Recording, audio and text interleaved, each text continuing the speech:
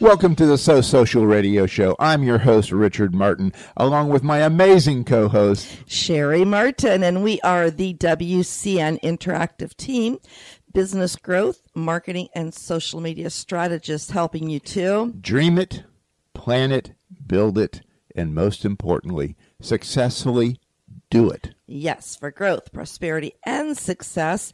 And each Wednesday at 12 noon, right here on TalkNetworkRadio.com, we share tips and techniques to grow you and your business, plus demystify social media and marketing for you so you can have more fun. And my favorite, more profits.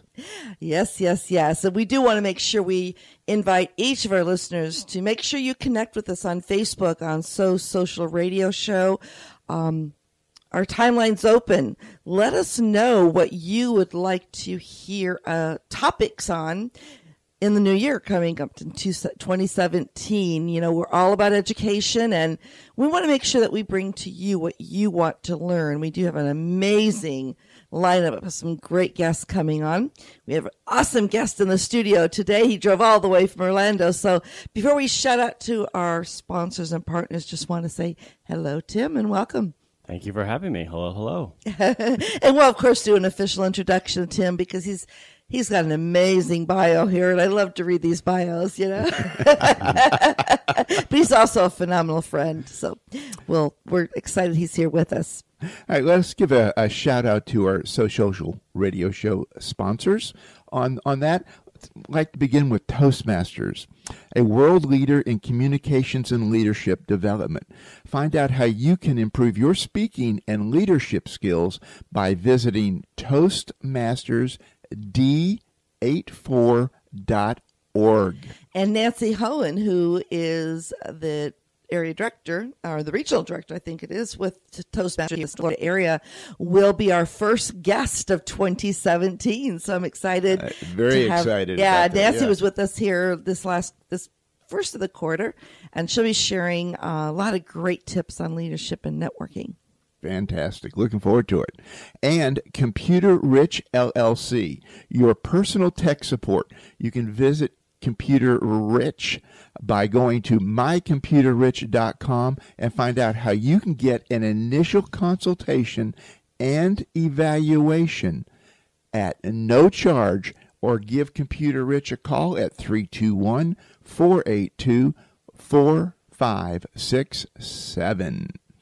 And my charity of choice, the AVET Project, which stands for American Veteran Empowerment Team, helping and support all of our veterans here by donating to avetproject.org. You can also listen to them. They have a radio station on a different network.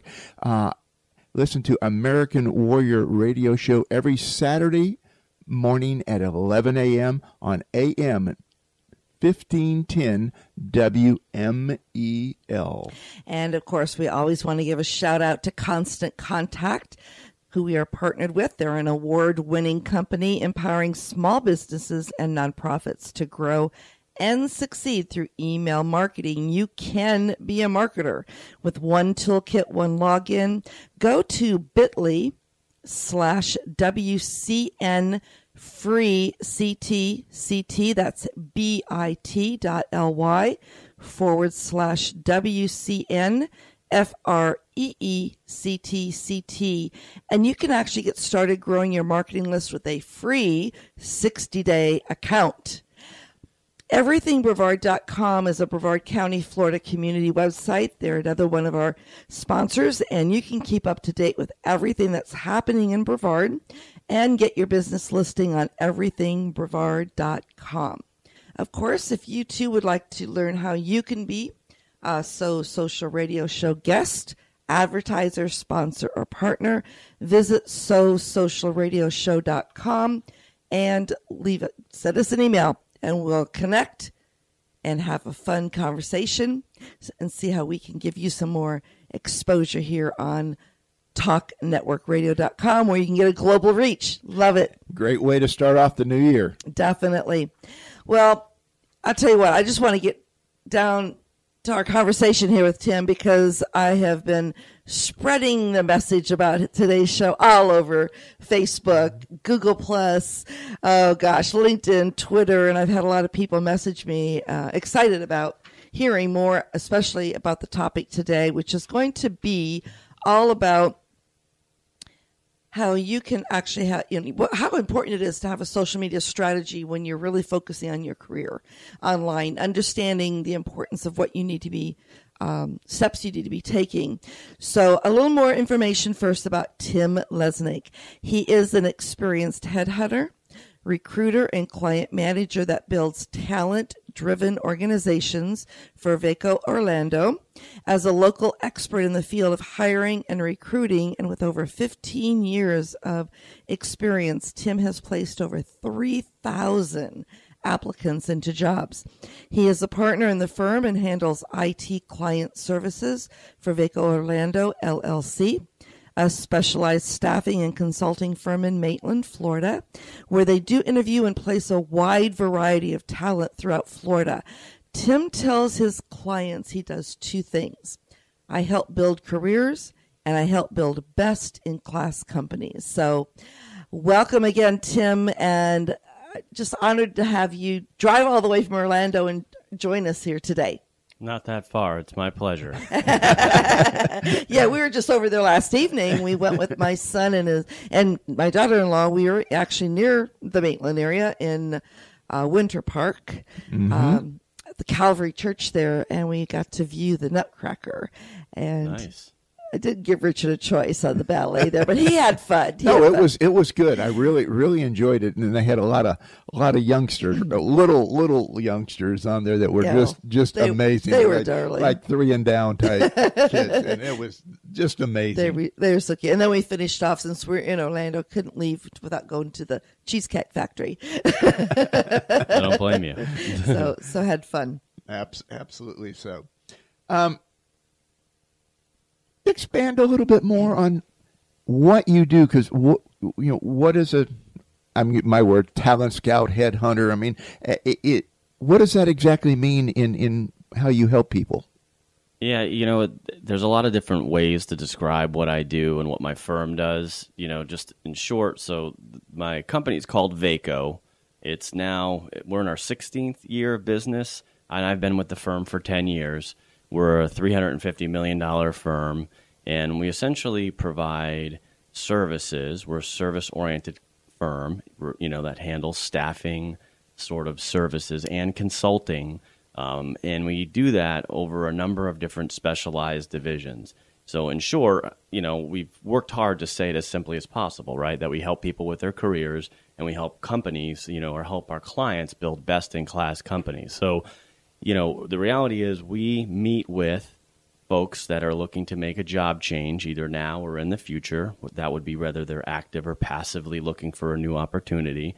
And, we build a database that spans over our 35 or so offices across the country. We even have global operations now.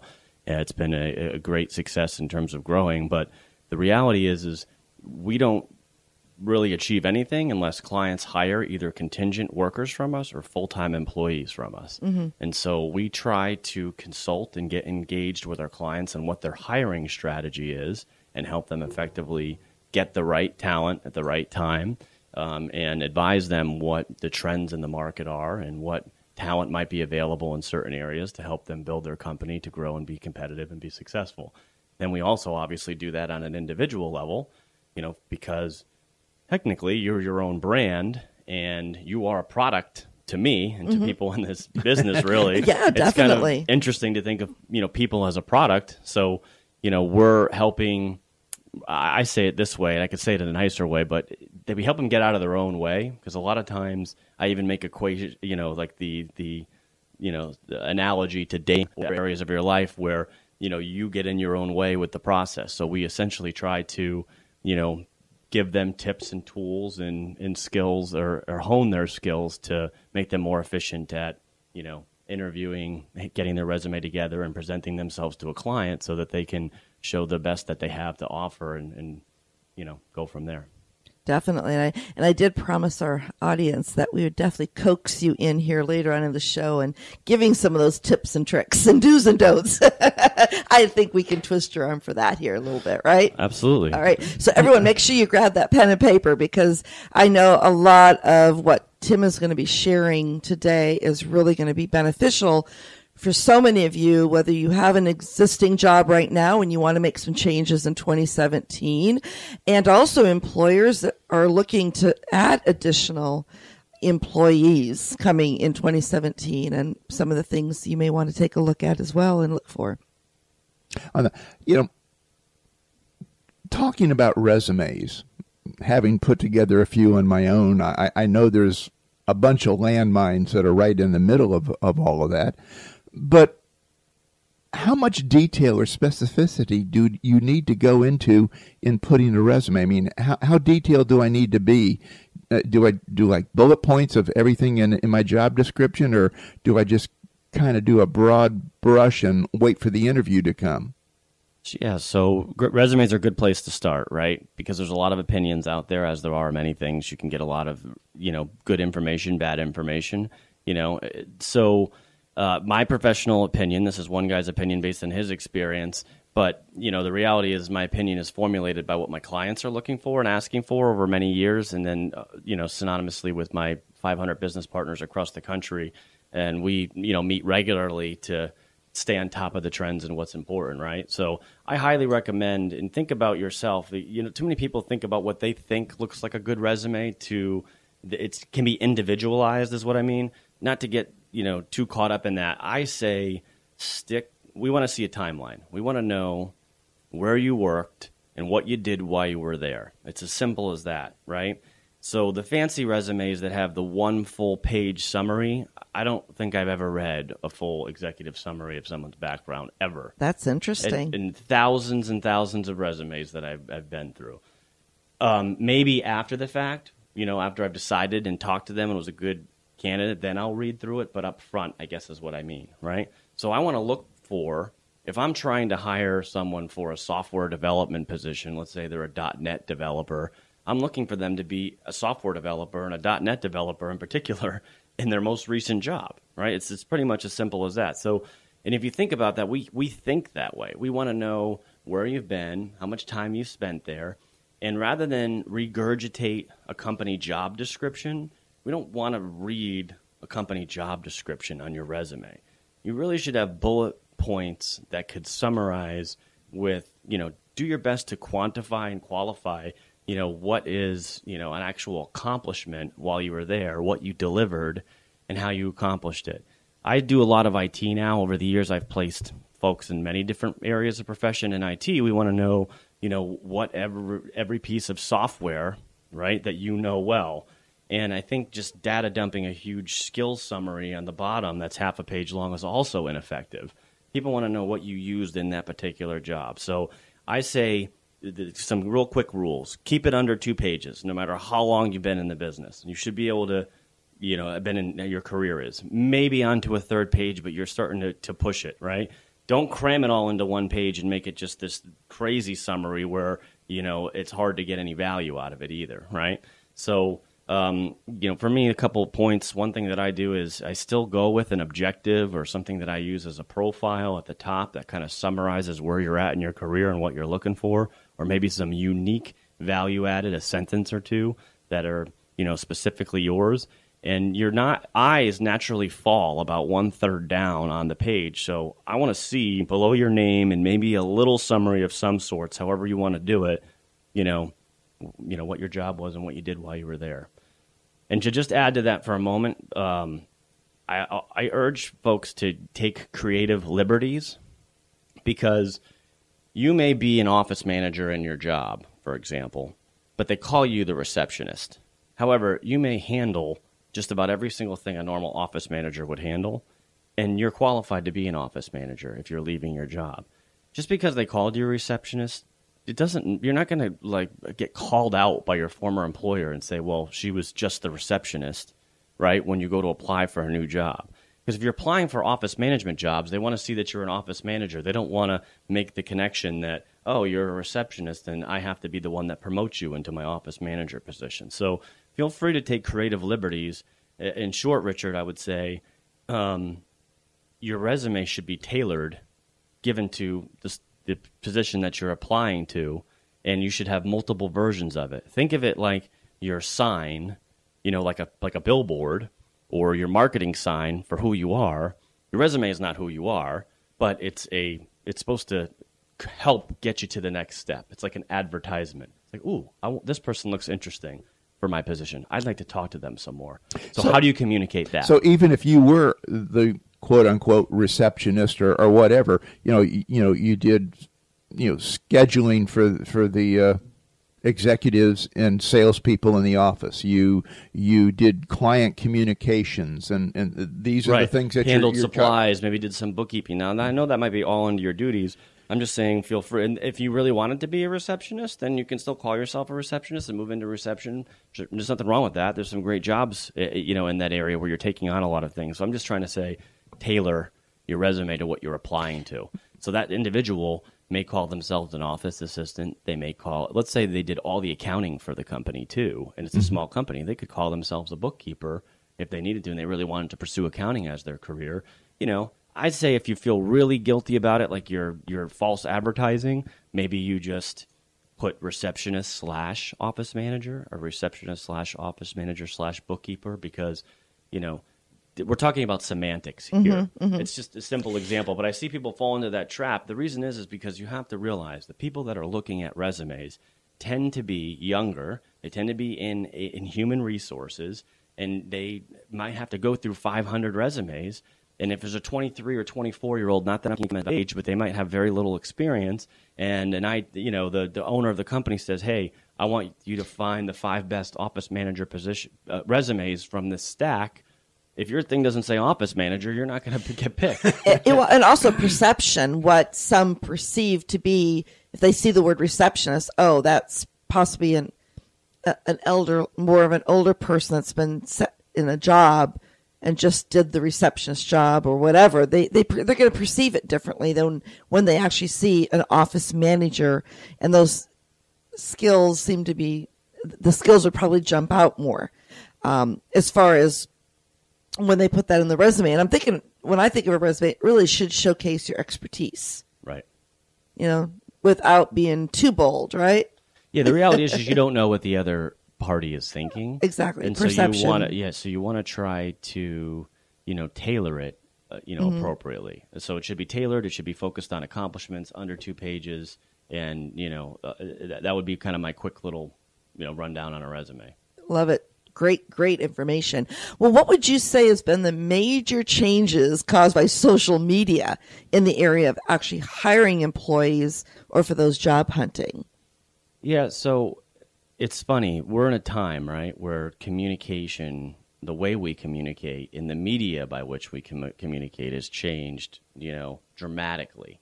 In the 15 years that I've been in the business, when I first started helping companies hire and help people get a new job, I was literally cutting classified ads out of a newspaper and then calling on that company, not pretending to apply, but asking how the application process was going and try to get them to work with me to help them hire that person. And I also had a couple of drawers full and a rolling file cabinet of resumes. I promise I'm going to pull this in. Where is this going with that? Well, I know when we started our company, we were the same way. So yeah. Yeah. So, but during that time, there's a massive amount of change that it's occurred. Like, even with the media that you watch, and I'm not going to get a lot into this, but what you have to realize is this: your cell phone has now become what the television used to be.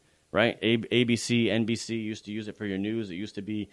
When the commercials come on TV, for example, the first thing, if I don't have a DVR or I can't DVR it, that night or whatever, and I'm watching something live, whether it's a sporting event or something, I immediately pick up my phone during my commercial and look at something, which a lot of people do. Mm-hmm. My point here is that's become the global way, the big way that people are communicating now is using their cell phone. So you want to be part of the conversation, right?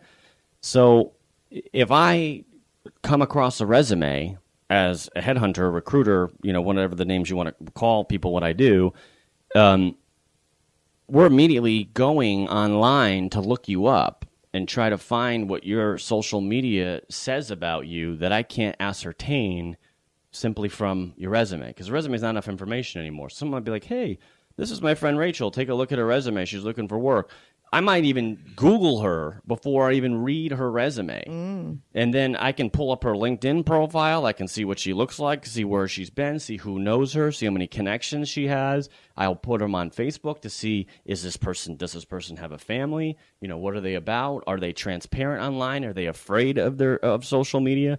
So there is a wealth of information online. So and I don't know if I completely have answered your question, Richard, but it's playing a huge impact, because this is the hard part about a resume for people that don't do what I do. For example, if you're in HR, they want to know who you are, what you're about, what your family is about, what you're like, what's your intention of staying, what do you like to do for fun. Clients want to know all that stuff. It's really like 80% of what they want to know is who you are, but it's supposed to be under the guise of a professional resume, and I'm just interviewing for a position. But the reality is we make decisions not solely based on that, right? So the reason why my service is very popular is because I think the best way to get a job, right, is through referral, right? Let's say you guys know me, right? And I'm not doing what I do. And you're like, Tim, I really need a great salesperson to work for my company.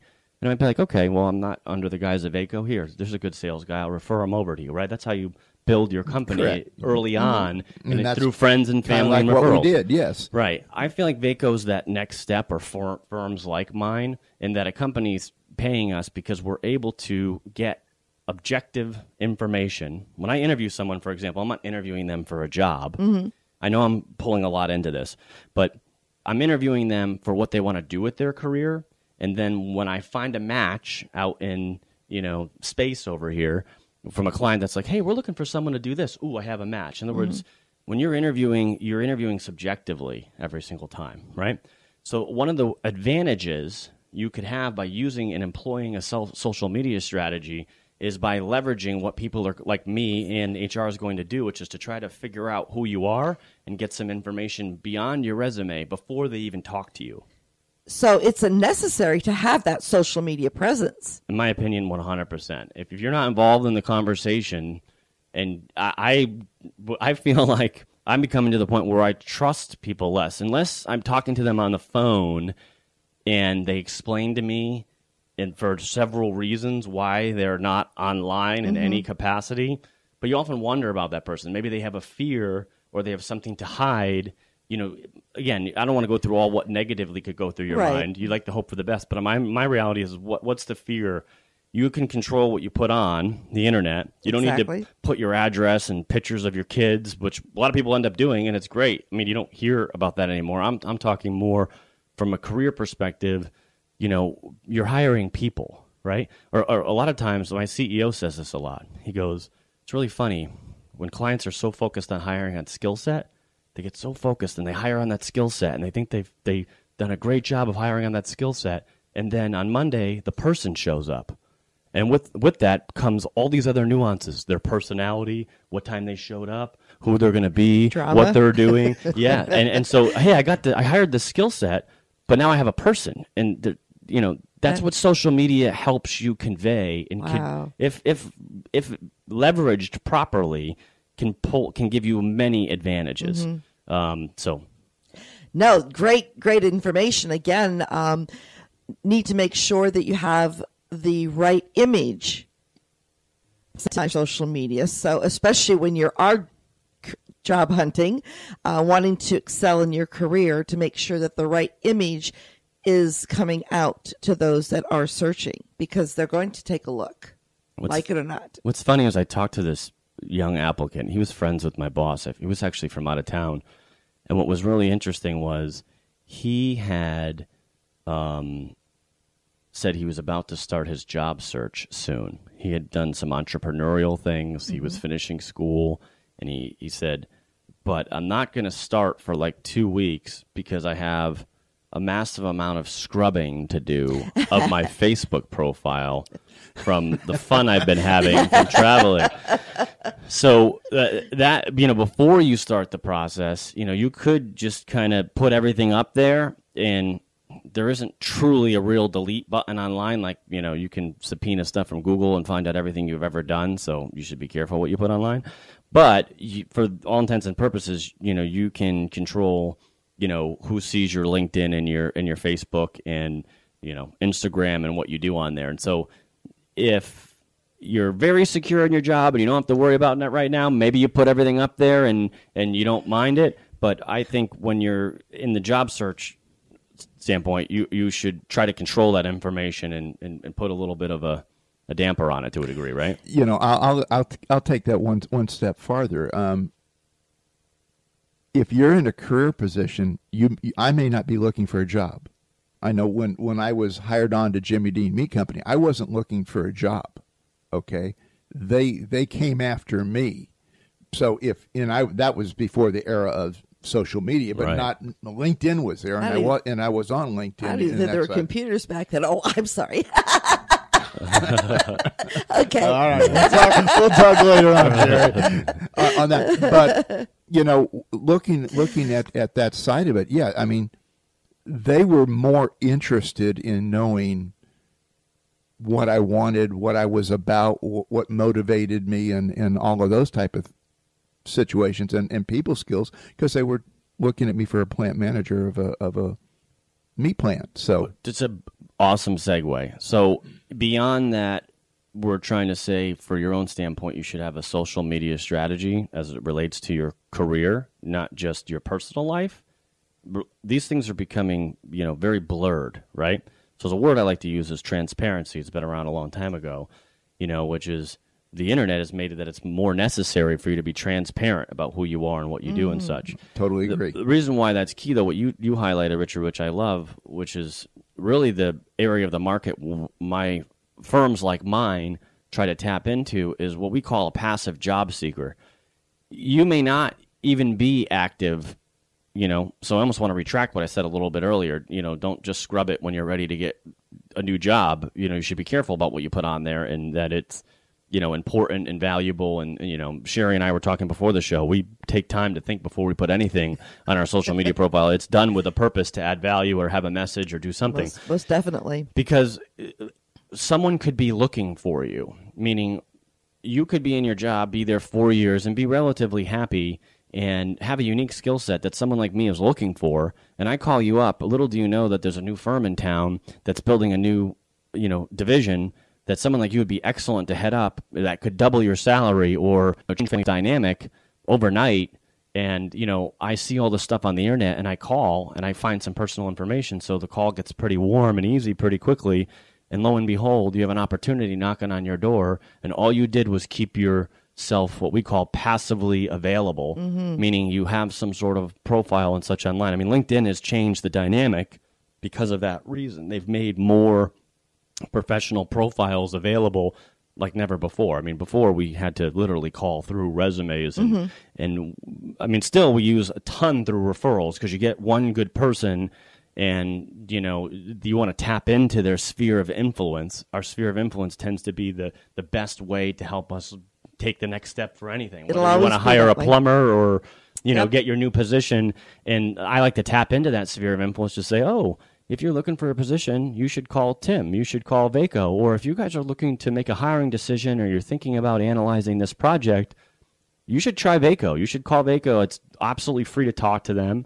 They're a contingent firm, and they give, they consult with you on what the next best step might be. So we might not be able to help you directly, but I can promise that there's value through the process. Couldn't help but put a commercial in there for myself. And it was a doggone good one at that, Tim. I was supposed to be subtle, but I figured I'd call myself out. Right? No, it was awesome. It was awesome.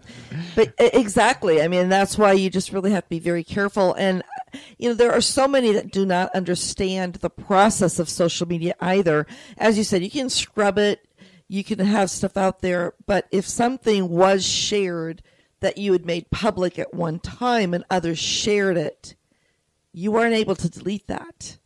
Right. And Twitter is one of those accounts that as soon as you put something on Twitter, it is made into a web page immediately. Like, It is searchable. within seconds. Yeah. And being a web page, like Cheri just said, it's totally searchable in Google.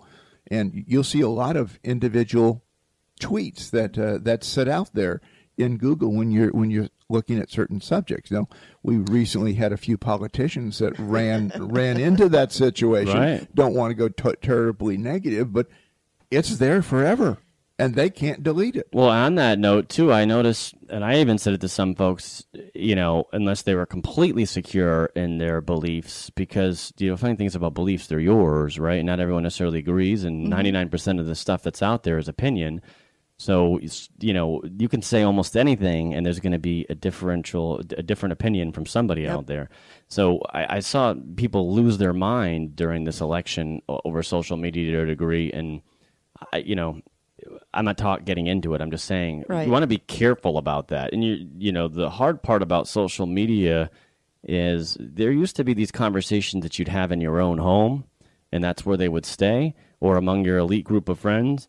That's not what you're doing when you're in social media. You have to understand the purpose of it. These things that you say, you are responsible for your content. It's very easy because words are, you know, used so often, so many times. I mean, I'm a talker, right? You probably can tell. I learned, you know, with this evolution we're going through here, that you have to be pretty careful about what you say online. It's not the same as just saying something and apologizing, especially as you get further and further in your career or older in age. You're more responsible. You're always responsible for what comes out of your mouth.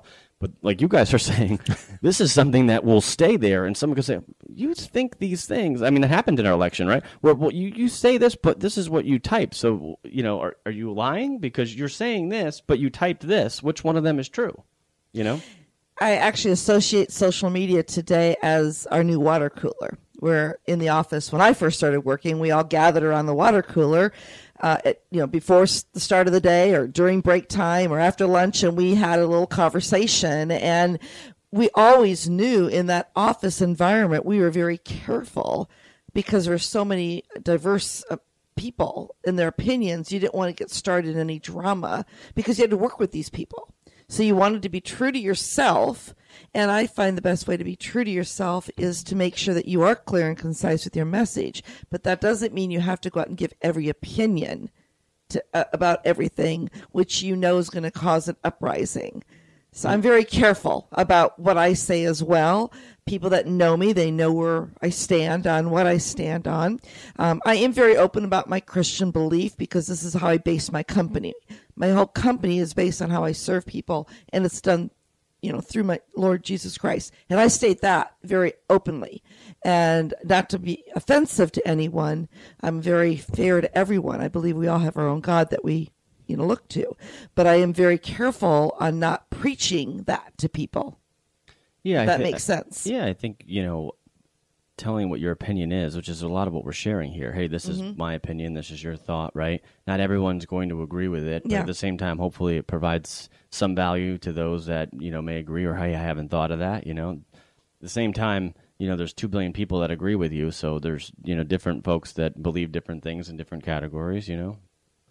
Who knows? Most definitely. Well, another thought I had, and I'm often asked this because I do work with a lot of individuals on LinkedIn. And, you know, I've heard some amazing stories how LinkedIn has really led them to their next job. We have some stories where it has led us to some great speaking engagements. But if someone is currently employed and they want to change careers, how do they do that effectively on social media? What would your recommendation be that they do? Call me. There you go. We'll give out your information. How can they get in touch with you? Well, since we're on that, I'll say that. So, you know, you can check out our services at vaco.com. That's V as in Victory, A as in Apple, C as in Charlie, O. That's our kind of global website. My office is in Orlando, so our website is vacoorlando.com. My email is just my first initial last name, tlesnick@vaco.com, or you can call our office in Maitland. It's 321-445-2100, and we'll be glad to help you. But For some reason, I already forgot your question, but I just remembered it. Doesn't that happen all the time? It's hard to give a commercial. Basically, they want to find a job, but they have to be very careful because they're currently employed. Totally. So I think there's a lot of mistakes that happen in this area. I think people immediately go online and immediately just upload their resume to Career Builder, and then they start sending their resume all over town and hoping to hear from someone. A couple of weeks can go by of doing that type of activity, and you might not hear anything, and people will, your network will say, how's the job search going? Oh my God, I'm exhausted. I've been sending resumes out every day all over the place. And to me, that's actually not the effort. The internet, to a degree, is actually hurt the hiring process and hurt your, process because of finding a position. So, this is a segue to your question. I think the first thing you need to do is talk to your sphere of influence, your people that are closest to you, and get a gut check. A job change, whether you're fired or you're leaving or you're downsized, is an opportunity for you to reflect on your path, right? And so usually those closest to you can help you. And a lot of people aren't completely happy in their job. Even though employment is now low again, there's still a tremendous amount of people that are underemployed, and they're not doing what they really want to do and what they love. So one strategy I give folks to do is to write down the 10 things that they're best at, write down the 10 things that they would do if money was not an object, and then write down 10 things they would do if they won, say, $20 million in the lottery. The reason why those 3 lists are important is because if you can compile those lists together, they can help you find what you're really passionate about. So if you find something that came up, say you love cooking, right? And that's what you would do all day. And if you won, $20 million, maybe you'd start your own cookie show because, maybe you're afraid to go try out for a Top Chef or something, whatever. If you see that's a passion of yours, these are things that can help you lead to the industry or profession you're looking for. So I know I'm getting a little bit off your topic, but it's just a tool or an idea I wanted to give folks to use. They're great tips. So then, garbage in is garbage out, or garbage out is garbage in. So if you just update your resume and paste your company's job description into your thing and throw your resume up as soon as possible, the results, you may not be getting the results that you want because you're not putting the time and energy and effort into changing that stuff. So if you can get with, a firm like ours and a couple people, which, we place maybe 1 out of a dozen people we meet. So it's not like I'm going to guarantee we can place you or anything like that. It just helps to get professional advice when you're trying to take the next step of doing anything. So I think your own network is going to be a great place. I think really understanding who you are, self-awareness is huge, and becoming even more important now, because if you know who you are and what you stand for and what you are about, that's going to be congruent and consistent throughout your message, right? And so once you've done that, then you might want to start putting some things on social media to make a change, right? I think it's better if you're seeking out those opportunities than broadcasting it like a blast email, to everyone to see, because frankly, I want to talk to someone that no one knows about, right? And so if I can talk to you early enough, we have a lot more leverage for you and can give you a lot more options. If you've applied to 40 companies, well, I can't represent you to those 40 companies, just as an example. I don't mean to make this answer selfish. Where I'm trying to get at is, you don't know where your next opportunity is going to come from, whether you're unemployed or not. So you want to start with your immediate group. You want to make sure that what you have is polished and put together well. I don't recommend spending $200, $300, $400, $500 in resume services, by the way, because just about every firm out there like mine will help you, give you advice for free. You can search a lot of this stuff on the internet, right? You just go on Google and great resumes, bad resumes, and you just type it in there, and a lot of the great resumes are doing exactly what I said. They're easy to read, they're accomplishment driven, they're short, and they tell people what they do and when they did it, what they did while they were there. Sorry, I'm talking really fast. I think it's because there's a stopwatch, and I know our timeline is. Well, the resume is just like going back to the dating app. It's a teaser, right? Like you say, you want the phone to ring, or you want to get an email to take you to the next step. So, you have to look at it like that. And I thought that was a very brilliant analogy to to our audience to listen to. And I liked where you're going with this, is because what you're saying is, yes, social media, if someone is looking for someone like you to fill a position, what they see out there is going to be the first impression of you.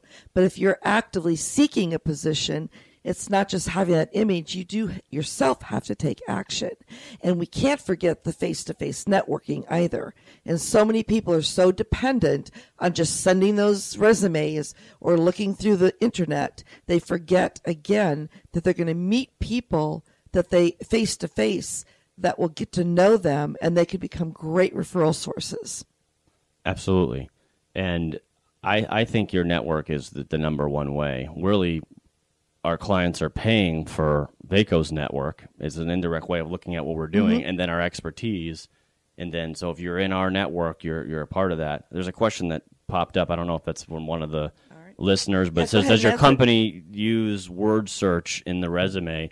So, so we have a couple different processes. Like I said, we've built a database over many years, and how the database is created by interviewing hundreds of candidates in each of our office, probably 50 to 100 a week per office, right, depending on the volume of that week. And we build a profile for these people. So I might not have something for you individually that given day, but your search starts proactively from the day that I met you into the future. Now, if I never talk to you again, which I'm going to get to in a minute, your follow-up and using the communication is critical to that, meaning some people will send their resume into an opportunity or to a firm like mine, and then they might complain 2 weeks later, hey, I never heard from them. I think people are afraid of the phone, right? So just because I'm on it, I'm going to say it for a minute. It's really important that you know how to use the proper communication. Make sure the resume was received is a fine thing to do. Following up that it was, you would be surprised the number of people that don't do that. Right? So I know I'm off the question. No, but you stand out when you do that too. Yeah, I'm just going to make sure that my resume got through. If you went in through your network, you're going to already know, right? And, to touch on that, what I mean by going through your network as opposed to just sending your resume out, if your next door neighbor works at Universal Studios, and you'd always want to work at Universal Studios, and let's say he's in IT, but you want a job in marketing. Well, if the IT director is your neighbor and you have a good relationship and you're able to have your nice polished resume and give it to him, say, if anything comes up at Universal, can you help me? The IT manager says, oh, we have something in marketing for you, Jim, and walks your resume into the marketing department. Jim's the IT director. You're going to get called. And so you have to be ready to talk and communicate about your background, your resume right then and there. So, but to answer the question on that, those are tips along the way, but yes, we use word search because if I've interviewed that many people and tomorrow my client needs someone with Angular JavaScript, for example, it's something from Google, it's a programming tool, and it's been popular in the last 2 years, and it should be on their resume or potentially in their notes, and I can't think off the top of my head who I talked to very recently because our minds can only remember so much. We plug that in, we find, we've interviewed 300 people in the last 6 months that have this tool, and we'll send them either a quick email or call them literally one by one or look through that list and maybe try to narrow it down. So, we use keyword searches on resumes to narrow down the pool because it's physically impossible if you're trying to fill a job as fast as possible in a couple of days to call, well, not impossible, but you're not going to call thousands of people. Yep. The reality is you want to narrow down your list and call a half a dozen or a dozen or more or so, or less. Well, that's Great why your resume needs to be rememberable. Totally. That's why it needs to have what you've done on there. It's got to imprint in your mind where, like you said, something happens for the next 2 weeks. Yeah, I got to find that. Well, everything you've been sharing this past, hour they're all tips and tricks and do's and don'ts without saying this is a tip, this is a trick, this is a do, this is a don't. So I'm so hoping our listeners are definitely taking some notes. If not, definitely go to talkradio.com and then click on the So Social Radio show later today. And the podcast of this show today will be there for you to listen again. And I highly recommend that you listen to it and share it with those that are actively seeking some positions out there. We want to make sure. And I have another question that came in. Should a resume be in Word or a PDF format? I think, both can apply. I prefer Word because I'm going to most likely recommend changes and then take your personal information off of there when I represent you. It allows me to make manipulations if I need to, because your good resume is idea. going to be tailored. I'm not going to take all day long to change your resume for you, but there might be some changes I need to make. To enhance it. Right. And because, depending on what client you're sending it to, depending on what their systems are, all formatting isn't created equal. So PDF is a good way to do it, to send it into a company. It's going to be the same product throughout. But just make sure that you do an excellent job of proofreading it and doing everything you need to do, because spelling and grammar, really stands out in those situations. Well, I think you kind of subtly answered this question, but once you have been filled in a position and you have a job, what should one do to maintain their image on social media? I mean, can they relax a little bit, or what's some of the actions they should take or steps they should take? Yeah, I think getting involved in the conversation, we are what we continually do. And I also believe that, the quality of your life is dependent upon the quality of your relationships. And, we weren't meant to be alone, right, as individuals. I know I'm kind of going, broad scope here, but so how do you develop relationships? I would tell you that Facebook has improved the quality of my relationships dramatically in my life, because I have a lot of them based on what I do. But a lot of my friends, I went to Boston College and I live in Florida, and I grew up in Connecticut. So I have a lot of friends in Connecticut and a lot of friends in Boston that I can't really see that often, or even some clients I might not pop in. And, when I see them, oh my God, looks like you've been having fun. I was looking at all your pictures from Spain and Portugal. Looks like your girlfriend's from there. They knew information. I haven't talked to them at all. And they know all this stuff about me, right? Or if you see things about, your family, I'll go up to a coworker, even though I work next to him every day, and I'm like, oh, I saw your daughter sung in the Christmas play the other day. That was awesome. And you're like, oh my God, you watched that? So the reality is you're enriching your life if you embrace this, in my opinion, right? And so if you take the time to have a strategy around that, I'm not saying overthink it, but some people just say, oh, this is really cool. I want to share this with my friends. Usually, we got used to sharing when we were 3, right? So it's one of the things we learned in kindergarten. No, but don't overshare, and don't. And the thing is, I want to caution you is don't get involved in what we call noise. Just saying things for the sake of saying them. I call that social media noise, where it's like, oh, I better just post something. You don't want to be noise. You want to be, you want to be who you are, but just saying things to say it. It's not like you have something every day and at 10 o'clock you have to post something and it better be this, and be like, why is grapefruit called grapefruit? Like, come on. There might be something funny that you point out, or an experience that you have. But, just yesterday I posted something about, a cable company, and I ended up getting a discount on my cable as a result because of my network, and I told them I was posting it, and then they contacted me later in the day. And a bunch of people are asking me questions about it. And so, I know someone in our office that got a huge discount from Zappos doing that as well. So you can use it to your advantage because people are watching and listening. I've done the same thing. It's amazing. And just, I think that is one of the best tips you gave today, is that it is an area that you can really develop deeper relationships, which will continue to enhance your work environment as well as your personal environment, reconnect with people that you've met in the past. And because my motto is you want to, connecting is what presents the possibility. It's the communicating that really opens up the opportunities. Well said. With that, we are getting down to our last minute, and we want to make sure, first of all, thank you, Tim. My pleasure. For joining us. And I will make sure I get his actual information where you can contact him up on the So Social Radio Show page later on today. So you can go take a look at what he looks like. And I'll put his LinkedIn connection up there as well. But this is our last show before Christmas. And I want to just take time to wish our audience a very Merry Christmas. Hanukkah starts this week, so happy Hanukkah as well for those of you that celebrate Hanukkah. We will be on vacation next week, so next week tune in to the So Social Radio Show. We're going to have a best of with our amazing friend Scott Barhold playing next Wednesday. Absolutely so. And, at this time of year, it's a great time to reflect, as Tim mentioned, but it's also time to be with family and close friends, and just sit back and enjoy the holiday relax, let work go for a day or two, get with your friends and those things, and just make it a wonderful day. And a very Merry Christmas from us at the So Social Radio Show, and a Happy New Year. Exactly. So everyone, make it a great social week and a very merry holiday.